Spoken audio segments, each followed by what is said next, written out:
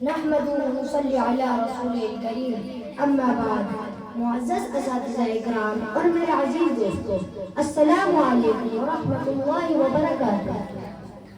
آج میں آپ کے سامنے وقت کی اہمیت پر گفتگو کرنے جا رہا ہوں۔ امید ہے کہ آپ سب کو اس موضوع سے کچھ نہ کچھ سیکھنے کا موقع ضرور ملے گا۔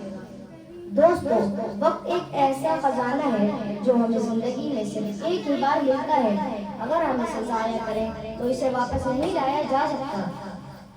ہر انسان کی زندگی میں دن کے 24 گھنٹے ہوتے ہیں، مگر وہ ہماری محنت، عزم اور وقت کو صحیح طریقے سے استعمال کرنے پر منحصر ہے کہ ہم ان 24 گھنٹوں کو کس طرح گزاریں۔ وقت کو ٹھیک طریقے سے گزارنے والے لوگ زندگی میں ہمیشہ کامیاب ہوتے ہیں، جبکہ وقت کو ضائع کرنے والے لوگ اکثر ناکام رہتے ہیں۔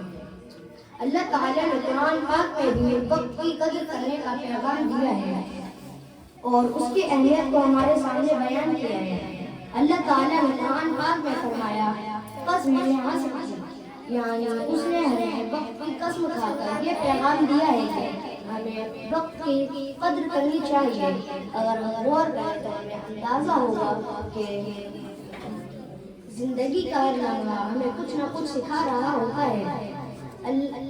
محترم سامعین، ہمیں زندگی میں وقت کو منظم کرنے کی عادت ڈال لینی چاہیے۔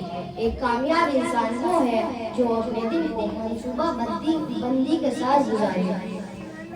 اگر ہم اپنی پڑھائی، لکھائی اور دوسرے ضروری کاموں کو وقت پر کریں گے تو ہمیں ناکامی کا سامنا کبھی بھی نہیں کرنا پڑے گا۔